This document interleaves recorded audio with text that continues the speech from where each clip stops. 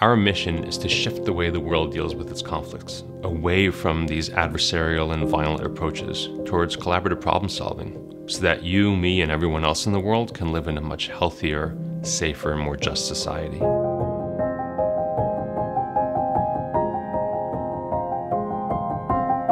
People have the impression that things are simply getting worse. The fact is that we've seen in my lifetime alone the end of wars that people thought were going to last forever. We've seen the transformation in South Africa. We've seen the end of centuries of conflict in Northern Ireland, West Africa, Colombia. We see wars end all the time. But peace is more, as Martin Luther King said, it's much more than just the lack of tension. It's the presence of justice.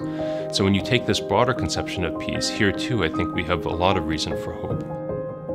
We've seen a spread of really democratizing forces giving voice to regular people at a scale well beyond anything we've seen in human history. We've seen an expansion in the protection of people's rights. We've seen an expansion in the role that women can play in the public square. The voices of marginalized communities being brought to the fore. We've seen this globally.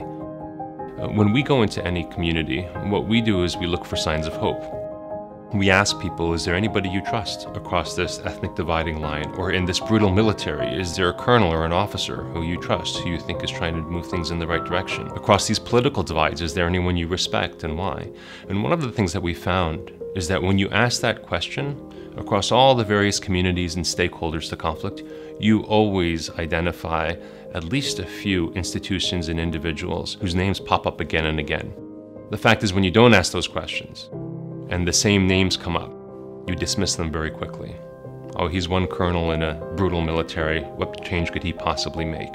Or this is one minister in a corrupt government, what change could she possibly make? And the fact of the matter is, when you engage from a hopeful place, you tend to generate more of it in yourself and in others.